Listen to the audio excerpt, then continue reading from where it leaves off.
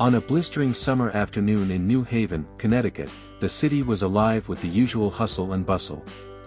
The air was thick with the hum of traffic, the sound of horns honking, and the chatter of pedestrians weaving through the crowded sidewalks. Amongst this busy scene, Donald Trump's motorcade, known as Cadillac 1, made its way down a main street. The vehicle gleamed in the intense heat, exuding an air of authority that commanded attention from everyone nearby. Inside the motorcade, Trump sat listening to a report from one of his advisors, who spoke in a steady, calm tone. However, despite the ongoing briefing, Trump's focus suddenly shifted. His attention was drawn to something outside the window. On the sidewalk, standing small and frail amidst the sea of busy pedestrians, was an elderly woman.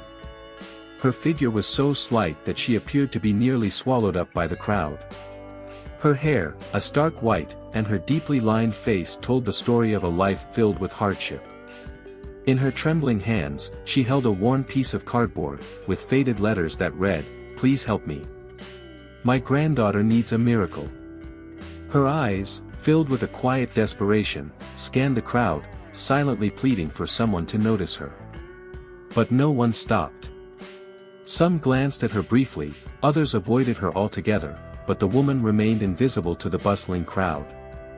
Trump's gaze remained fixed on the scene, and without a second thought, he called out to his driver, "Stop the car." His voice was firm but calm, with a command that brooked no argument. The motorcade screeched to a halt, causing a ripple of surprise among the passengers and security personnel. The noise of the city seemed to momentarily fade as the motorcade came to an unexpected stop. As Trump stepped out of the motorcade, his polished black leather shoes hitting the hot pavement, a noticeable shift occurred in the atmosphere around him. The usual hustle of the city seemed to slow, with eyes of pedestrians and onlookers now turning towards the figure who had just emerged from the gleaming Cadillac 1. The security detail behind him hesitated, but Trump's resolve was unwavering. His eyes were locked on the elderly woman, who stood just a few feet away from him, her frail form trembling in the heat of the summer sun. As he walked toward her, the sound of the city seemed to dull, replaced by the shuffle of his steps and the anticipation in the air. The woman, though visibly worn and tired, gazed up at Trump with a mixture of fear and hope. Trump approached her slowly, deliberately, mindful not to startle her. When he reached her, he stopped and bent slightly, lowering himself to meet her eyes. The power and authority he embodied as a public figure seemed to melt away in that moment, replaced by something more human, a genuine concern.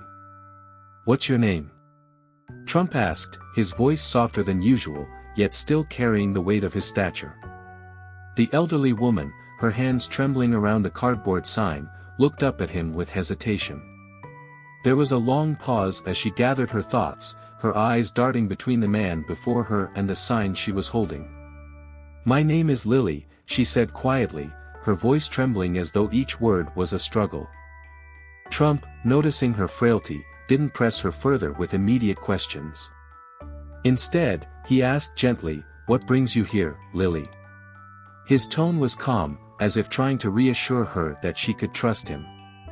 Lily's voice quivered as she began to recount her story, her words soft but heavy with the weight of years of hardship.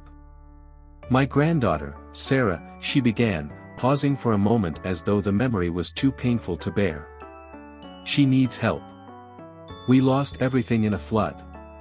She took a shaky breath, clutching the cardboard sign even tighter, as though it was the only thing left in her life she could hold on to.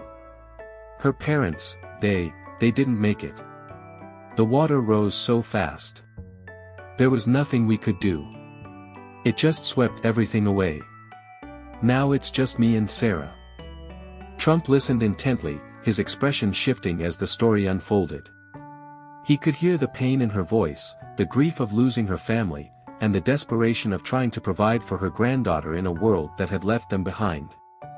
Lily's voice cracked with emotion as she spoke of the life they once had, of the home they had lost, and of the struggle to survive in a world that seemed to offer no help. "I've done what I can," she continued. "I've cleaned houses, collected recyclables, anything to survive, but I'm old. My body can't keep up anymore. no one wants to hire me." Her words hung in the air, and Trump's gaze grew heavier with understanding. He could feel the sorrow in her story, but also the resolve, the undying love of a grandmother who would do anything for her granddaughter. As Lily finished speaking, Trump exhaled deeply, his mind racing with thoughts of how he could help. There was no way he could just walk away from this. Not now, not when he knew there was something he could do. Trump stood up straight, his eyes now scanning the surroundings. The air was thick with tension as his security detail looked on, unsure of what to do next. Trump's voice was firm and determined. "Get the car ready," he said, his tone unyielding. "I want to go where Sarah is." One of his security personnel stepped forward, cautioning him against lingering in such an unsafe area. But Trump didn't flinch. "If she can live there, I can visit," he said. "If you're scared, feel free to stay behind." His words were resolute, and no one dared to argue. He placed a reassuring hand on Lily's shoulder and said, "Lead the way. I want to meet Sarah." Lily's eyes, which had been clouded with doubt and fear, suddenly sparkled with a renewed sense of hope. She nodded slowly, and despite the weariness in her body, she began to walk with newfound purpose. With every step she took, her frail form seemed a little stronger, her heart a little lighter, as she led Trump and his motorcade to a place none of them could have predicted. Trump followed Lily through the narrow alley, the sound of his footsteps reverberating off the weathered brick walls that flanked the tight path. The air was thick with the smell of trash, stagnant water, and the unmistakable scent of decay that lingered in the heavily run-down neighborhood. It was a far cry from the polished streets and luxurious buildings Trump was accustomed to, and the contrast struck him as sharply as the heat of the sun. Lily walked slowly, her gait unsteady, as if the weight of years of hardship and grief were pushing down on her frail frame. She clutched the cardboard sign tighter in her hands, her knuckles white with the strain. Every step seemed like a small victory, and yet it was clear that the road ahead would be long and difficult. As they moved deeper into the slum, the motorcade followed closely behind, its black, armored vehicles rolling through the narrow streets. The presence of the convoy, normally a symbol of power and authority, now seemed out of place in this forgotten corner of New Haven. People stared as Trump walked beside Lily, their gazes filled with curiosity, suspicion, and in some cases, disbelief. The sight of the man who was usually surrounded by an entourage, making his way through the squalor of the slums, was jarring. It wasn't every day that someone like him would step into this part of the city, let alone do so without hesitation or an air of superiority. Lily, sensing the eyes upon them, glanced up at Trump, her voice barely audible as she spoke. This is where we've been living," she said, her words thick with emotion. She pointed ahead, and Trump could see a small makeshift shelter at the end of the alley. It was nothing more than a ramshackle collection of plastic tarps, wooden planks, and scrap metal, barely standing, yet somehow providing the only shelter Lily and her granddaughter had. The structure was humble, to say the least. It was a far cry from the luxury Trump was accustomed to, a stark reminder of the disparity between his world and the one Lily and Sarah occupied. Lily's voice quivered as she continued, "We've been here ever since the flood. Lost everything. Our house. My daughter-in-law. My son." Her words were heavy with grief. Trump's eyes softened as he listened, his thoughts racing. He had heard stories of devastation before, but there was something in Lily's voice, something raw, that made it all the more real. As she spoke, Trump couldn't help but imagine what it must have been like for her, caught in a disaster that tore her life apart, and then to be left with nothing but a cardboard sign and the hope that someone, anyone, would stop to help. They reached the makeshift shelter, and Trump stopped just outside, taking in the surroundings. There were children playing nearby, their faces streaked with dirt, using old cans and bits of scrap metal as makeshift toys. They were barefoot, their clothes ragged, yet they played with an innocence that seemed to defy the circumstances they lived in. Trump watched them for a moment, his mind shifting from thoughts of Lily's pain to the broader reality of the neighborhood. This wasn't just one woman's hardship, this was a community abandoned, a group of people forgotten by the system that was supposed to protect them. "Is this where Sarah is?" Trump asked, his voice quiet, but filled with concern. Lily nodded, her gaze softening as she turned toward the shelter. She called out to Sarah, her voice barely carrying above the noise of the children. A moment later, a small figure emerged from the shelter, a girl, no older than 10, with tangled hair and a dirt-streaked face. She hesitated at first, unsure of what to make of the scene unfolding before her. Her large eyes looked up at Trump, cautious but curious. She was clutching a tattered ragged doll in her arms, a makeshift creation made from a plastic bottle and scraps of fabric. The image struck Trump deeply, this small child, clinging to the only thing she had left in the world, the only remnant of a childhood that had been stolen by tragedy. "Sarah, it's okay," Lily called out again, her voice warm and reassuring. The little girl stepped forward, slowly but surely, and wrapped her arms around Lily's frail frame. It was a moment of tenderness in the midst of the harshest of realities. Trump watched, his heart heavy with emotion as the girl clung to her grandmother, seeking comfort in the only safe place she knew. "Are you Sarah?" Trump asked gently, lowering himself to the girl's level. His voice was kind, not at all like the authoritative tone he used in meetings or speeches. He could see the fear in her eyes, the uncertainty that came with being thrust into such an unfamiliar and overwhelming situation. Sarah nodded, her small frame trembling slightly. "Yes," she said quietly. "I don't remember much about that night. Just that the water came so fast. Mom and Dad told me to run, to go to the neighbors, but they didn't make it. After that, it was just me and Grandma."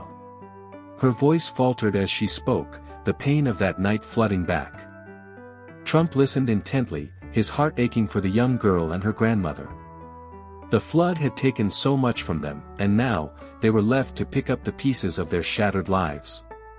But even in the midst of the tragedy, there was a glimmer of hope in Sarah's eyes, a determination to survive and care for the one person who had always been there for her. "You've been so brave, Sarah," Trump said, his voice firm but comforting. "And so has your grandmother. But from now on, you won't have to fight this alone. I'm here to help." Sarah looked up at him, her wide eyes filled with a mix of disbelief and hope. She nodded, her small body still clinging to Lily, but for the first time in a long while, there was a spark of optimism in her gaze. Trump turned to his motorcade, his expression now resolute. He knew this was just the beginning, that the work ahead would be monumental. But there was no turning back. He had made a promise, and he intended to keep it. "Get a full report on the living conditions here, and I want a medical team on the ground immediately. And not just for Sarah and Lily, find out about every family here. I want to know their circumstances and their needs." His voice was unwavering, carrying the weight of his resolve. The work was far from over, but the first step had been taken. The forgotten slums of New Haven would no longer be ignored. This was the beginning of something bigger. Trump stood in front of the small shelter, taking in the surroundings with a somber expression. The once bustling streets of New Haven had given way to this forgotten area, a community hidden from the polished streets and gleaming buildings that defined the city's core. The makeshift shelter before him, built from torn plastic tarps, battered wooden planks, and rusted metal sheets, was barely a roof over Lily and Sarah's heads. It was barely a home. Yet, for them, it was all they had. The harsh reality of their existence hit Trump deeply. This wasn't just an isolated case of hardship, it was the story of so many families in this neighborhood, forgotten, abandoned by the system, and left to struggle on their own. As Trump's eyes scanned the area, he couldn't help but notice the children playing nearby. Their clothes were ragged, their faces streaked with dirt, yet they played with the innocence that only children could possess. They kicked around empty cans and made toys out of whatever scraps they could find. The laughter of the children, though faint, echoed in the alleyway, but there was no joy in it. It was the kind of play born out of necessity, not of childhood fun. These children had no toys, no proper shelter, and no security. Lily, sensing Trump's hesitation, gently placed a hand on his arm and pointed to the shelter.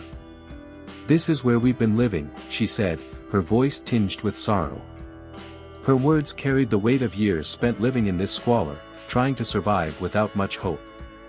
Her home was a far cry from the palatial properties that Trump was accustomed to. The walls of the shelter were cracked and broken, and the wooden planks that held it together seemed to bow under the weight of time. There was no plumbing, no electricity, and the only light came from the dim glow of a small candle placed carefully in the corner. For Lily and Sarah, this was the best they could do. There were no other options. Lily's voice wavered as she continued, "After the flood, everything was destroyed. We lost our house. My son and his wife, they didn't make it. It's just me and Sarah now." Her voice faltered as she spoke of her loss, the pain still raw after all these years. Trump could hear the tremble in her words, and his heart weighed heavy with sympathy. He could not imagine losing everything, your family, your home, your future, in an instant. Trump stood quietly for a moment, absorbing the gravity of her story. He knew about disasters, of course, but it wasn't until this moment, standing in front of this dilapidated shelter, that he realized the scale of suffering in the world. The flood had stolen so much from Lily and Sarah, leaving them with nothing but a tattered cardboard sign that they had hoped would catch the eye of someone who might help. Yet no one had stopped. Not until now. Trump's thoughts turned to his own family, to the safety and security they enjoyed, and to how easily it could all be swept away in a moment's time. The reality of Lily and Sarah's life had become so clear to him, and he knew he couldn't just walk away from it. Turning to Lily, Trump asked, "Where is Sarah? I'd like to meet her." Lily smiled faintly, the lines of her face softening just a bit as she called out for Sarah. A moment later, a small girl emerged from the shelter. She couldn't have been more than 10 years old. Her tangled hair hung down around her face, partially obscuring her features.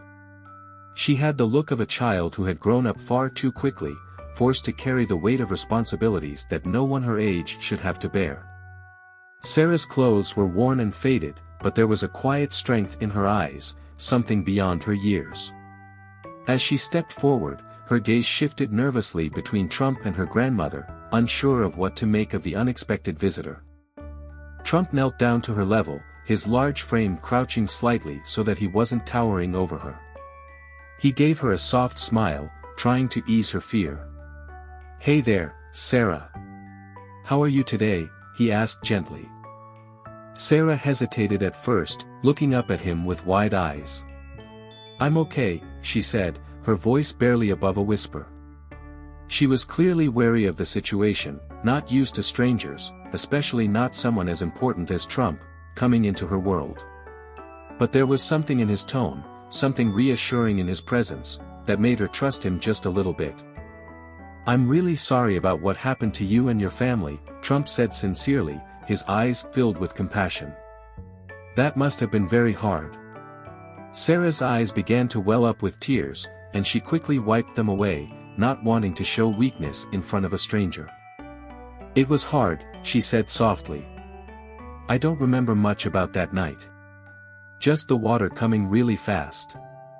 And then I stayed with Grandma." Trump listened intently, his heart aching for the young girl who had lost so much, so young. He could see that Sarah had been forced to grow up quickly, her innocence robbed by the flood and its aftermath. He placed a reassuring hand on her shoulder, his grip firm but comforting. "You've been really brave, Sarah," Trump said, his voice steady. "And so has your grandmother. But from now on, you won't have to do this alone. I'm here to help you both." Sarah looked up at him, her tear-filled eyes filled with a mix of hope and disbelief. She clung to Lily's side, not yet fully trusting that things could change, that someone like Trump would follow through on his promise. But in that moment, the first glimmer of hope began to spark in her eyes. Trump turned to his security team, his voice resolute. Get a full report on the living conditions here.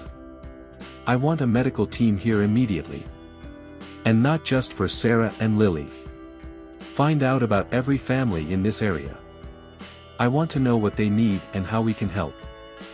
His words were decisive, and there was no hesitation in his tone. This wasn't just a one-time act of kindness, it was the beginning of a larger mission. The work ahead would be challenging, but Trump was ready to face it. The forgotten community of New Haven had been overlooked for far too long, but that was about to change.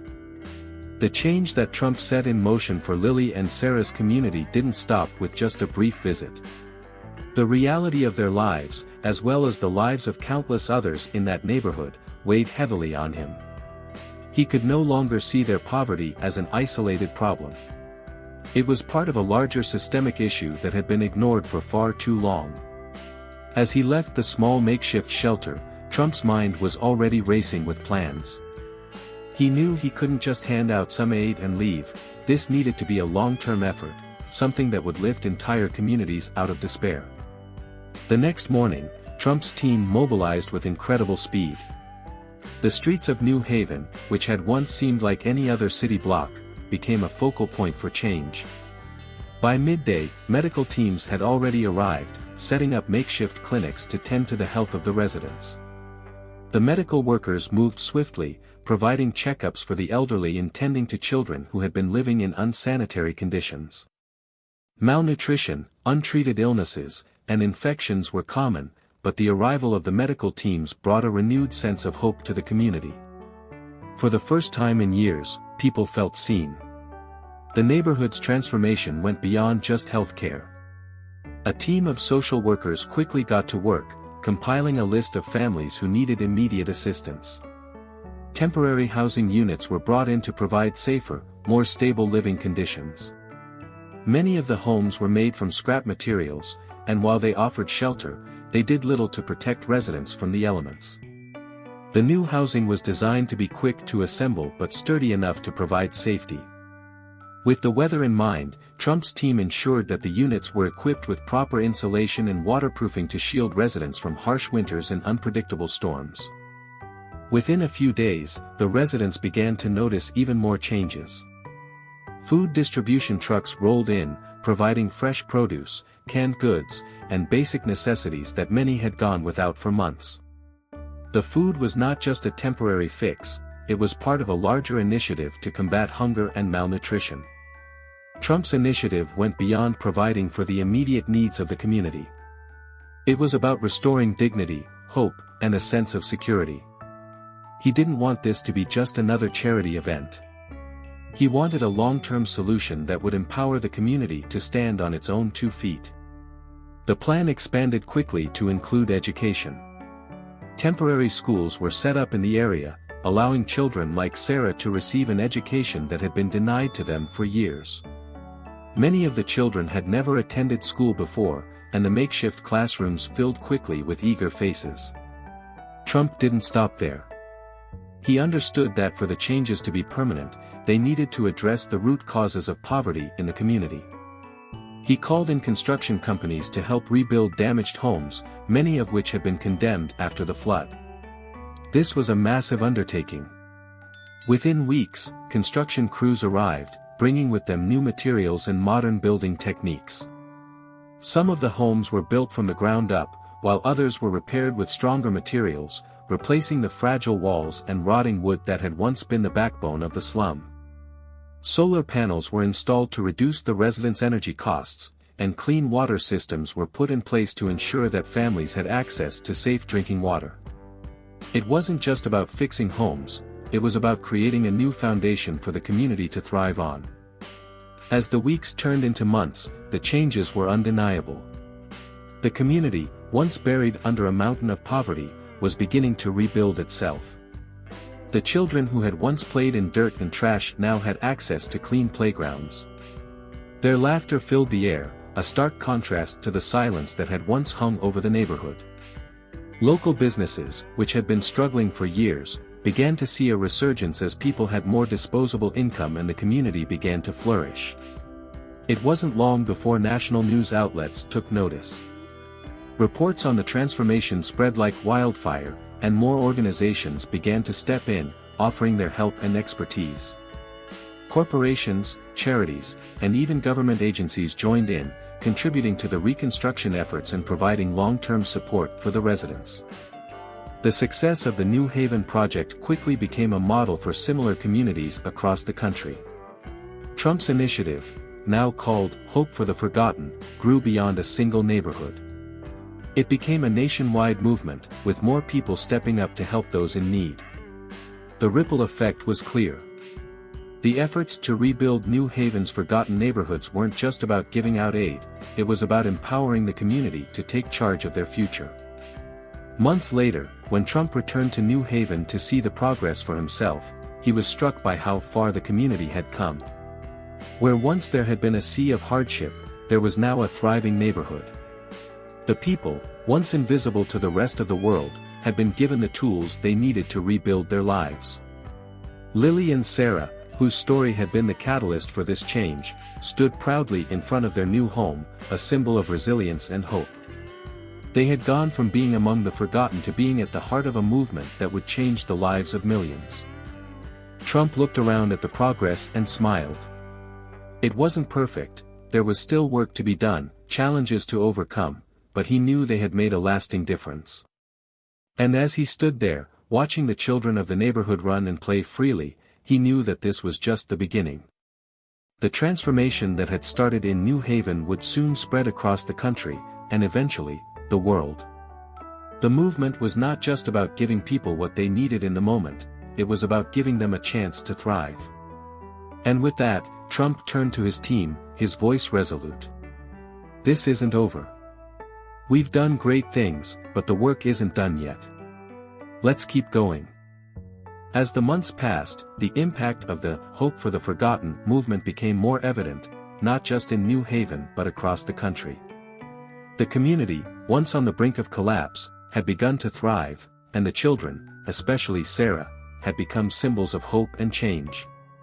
Sarah, now more confident and eager to learn, began attending the temporary school set up by Trump's initiative. The small classroom, which had originally been a hastily organized space with old chairs and desks, gradually transformed into a proper learning environment. New books were delivered by volunteers, and teachers from around the region stepped in to provide quality education. Sarah, who had never had the chance to attend school before, was now one of the most diligent students, eager to learn and dream of a future that had once seemed impossible. Sarah quickly became a role model for the other children in the neighborhood. Many of them, like her, had been deprived of an education, forced to grow up too quickly and care for younger siblings or help their parents survive. But now, as the school doors opened every morning, the children began to flock in, their faces filled with hope and curiosity. It wasn't just the education that was changing, they were also receiving something even more valuable, a sense of purpose and belief that they could achieve more than just survival. The transformation didn't stop at education.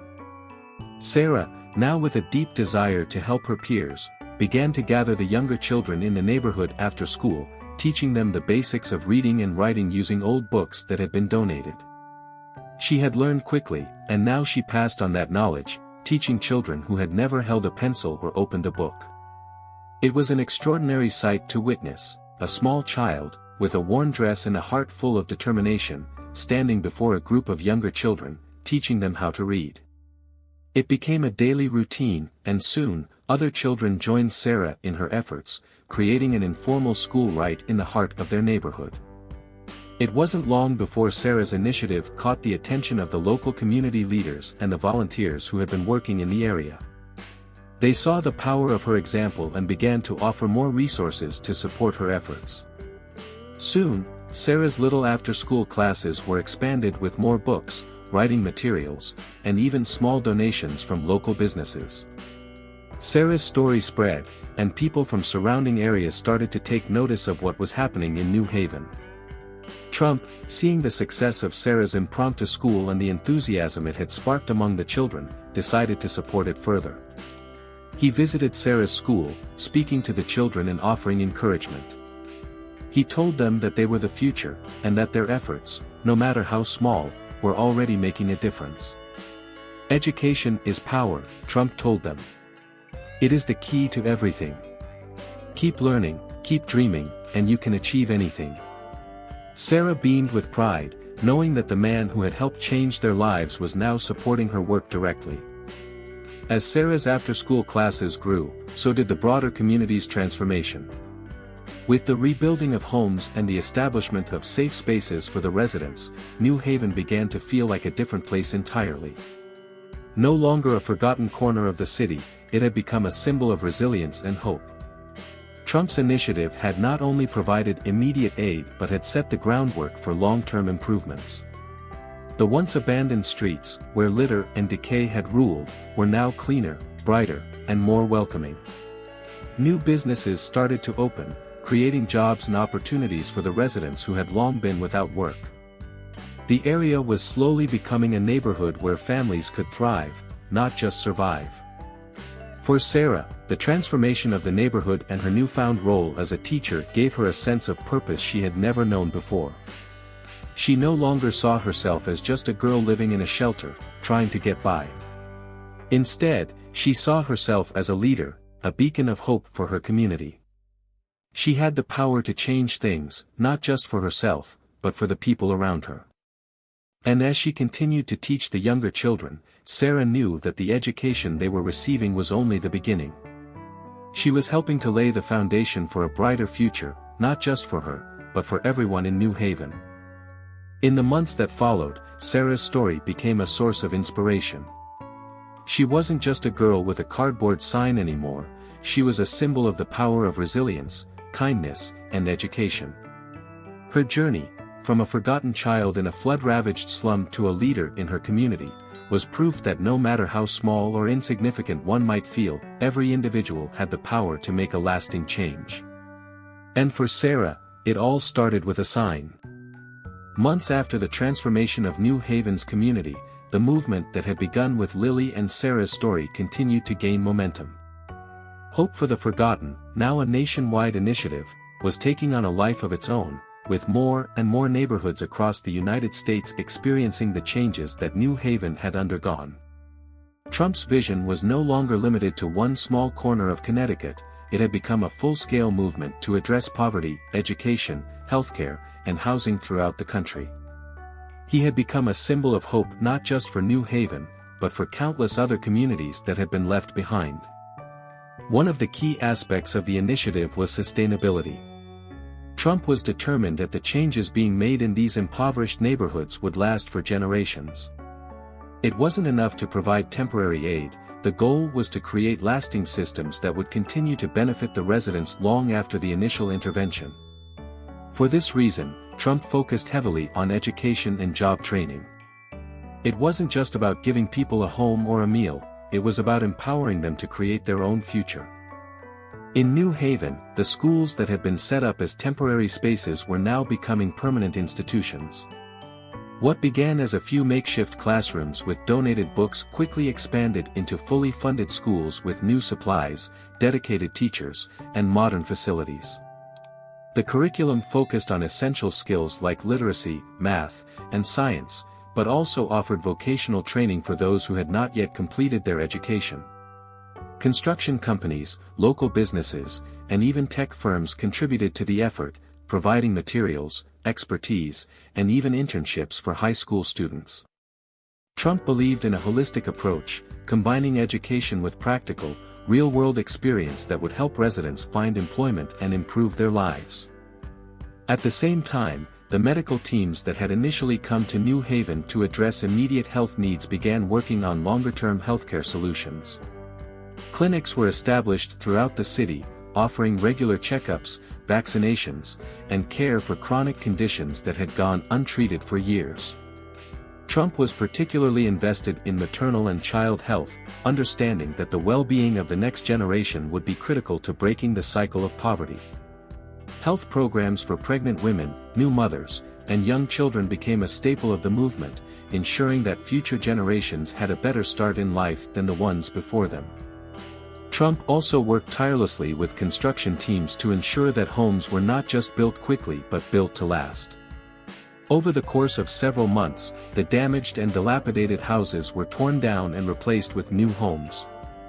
These were modern, sturdy structures equipped with solar panels, energy-efficient appliances, and clean water systems. What had once been a neighborhood of broken-down shelters and makeshift homes was now a place where families could live comfortably, knowing that their homes were safe and reliable. With each new initiative, Trump's vision expanded. The success in New Haven wasn't an isolated case, it was the beginning of a larger plan that aimed to transform forgotten neighborhoods across the country. More cities began to see the results of the Hope for the Forgotten movement. In Chicago, Detroit, and Los Angeles, similar projects were launched, and soon, it became clear that the initiative wasn't just about helping people in need, it was about reshaping entire communities. The ripple effect of Trump's commitment to these communities extended beyond just the neighborhoods he helped. As more companies, individuals, and organizations joined the effort, the collective action that took place inspired people across the country to take a more active role in their own communities. Volunteerism surged, and people from all walks of life came together to contribute in whatever way they could. Whether it was donating time, money, or resources, the message of Hope for the Forgotten resonated with people who were eager to make a difference. 6 months after the movement began, Trump held a press conference where he proudly announced the progress made in New Haven and beyond. "This is not just a one-time effort," he said, his voice filled with conviction. "This is a movement that will continue to grow, to inspire, and to change the lives of people who have been forgotten by society for far too long.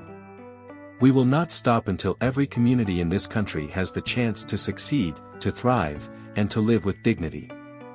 His words rang true as the movement gained more support. The transformation of New Haven was a testament to what could happen when a community came together to tackle systemic issues. The residents of New Haven, many of whom had been written off, were now thriving, living in homes they could be proud of, sending their children to school, and accessing the healthcare they needed. Their lives had been changed in ways that they never thought possible. The Hope for the Forgotten movement was far from over, but one thing was certain, it had already made an indelible impact on New Haven and the nation as a whole. Trump, with his unwavering commitment to action, had shown that it was possible to turn forgotten communities into thriving, vibrant places once again. And as the movement spread across the country, it became clear that the journey had only just begun. As Trump's Hope for the Forgotten movement continued to grow, its impact reached far beyond the streets of New Haven. The initiative had inspired not only local residents but also communities across the country, drawing attention to the systemic issues of poverty, homelessness, and lack of access to basic needs. What began as a response to a single community's struggle quickly became a nationwide call to action, and soon it was clear that the movement was evolving into something much larger than anyone had anticipated. In New Haven, the once impoverished neighborhood had transformed dramatically. What had started as a project to provide temporary shelter and healthcare had evolved into a comprehensive long-term solution for families struggling to rebuild their lives. The homes that were once fragile and weathered had been replaced with new, modern buildings. Families no longer lived in fear of their homes collapsing in the next storm. Instead, they had homes that were not only safe but designed to provide comfort and security for the long haul. Each house was built with durable materials to withstand the elements and equipped with solar panels to reduce energy costs, ensuring that these families would not just survive, they would thrive. The transformation was not just physical.